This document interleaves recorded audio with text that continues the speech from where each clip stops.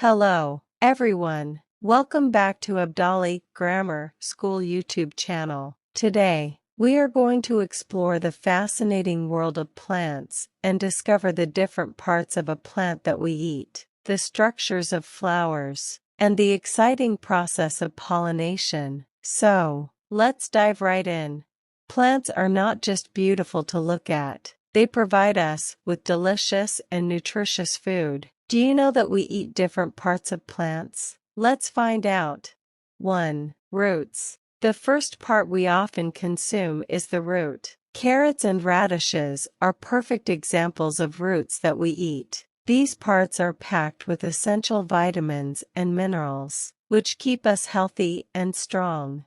2. Stems. Next, we have stems. Some plants have edible stems, like asparagus and celery. These are not only tasty, but also help in maintaining a balanced diet. 3. Leaves. Leaves are another part of the plant we eat. Spinach and lettuce are familiar examples of leaves that make our salads and dishes delicious and full of nutrients. 4. Flowers. Surprisingly, flowers can also be eaten. For instance, cauliflower and broccoli are actually the flower buds of the plant. So, the next time you have these veggies on your plate, remember you're eating flowers. 5. Fruits. Now, the most popular part of the plant we eat is the fruit. Apples, bananas, strawberries, and oranges are all fruits filled with vitamins and minerals that keep us healthy. Speaking of fruits, let's explore which parts of the plant are responsible for producing these delicious treats. Ovary. The ovary is a crucial part of the flower. After pollination, it develops into the fruit. The seeds, which are essential for plant reproduction, are also found inside the fruit. Ovules. Inside the ovary, we have ovules. These are tiny structures that, when fertilized by pollen, develop into seeds.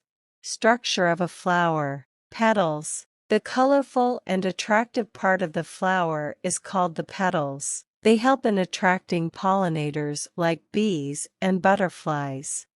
Sepals. Sepals are the small, leaf-like structures found at the base of the flower. They protect the developing bud before it blooms. Stamens. Stamens are the male reproductive parts of the flower. They consist of a filament and an anther, which produces pollen.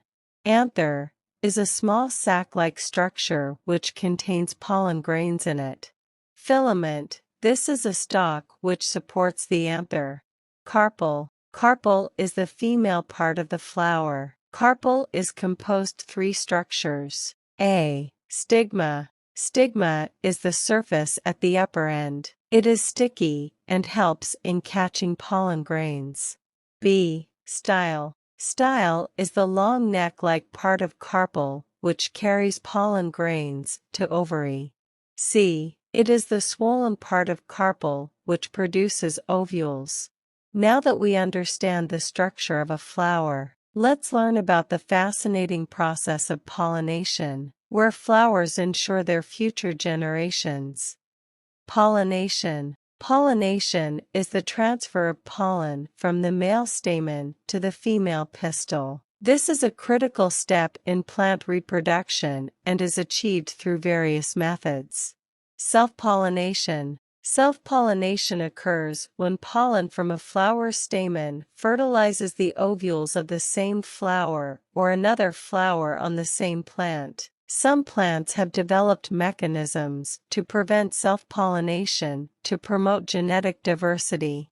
Cross-pollination. Cross-pollination happens when pollen from one plant reaches the pistil of a flower on a different plant. This is often achieved with the help of wind, water, insects like bees, butterflies, or birds.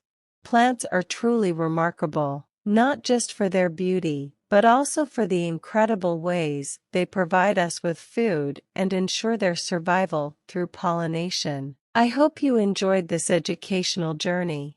Stay curious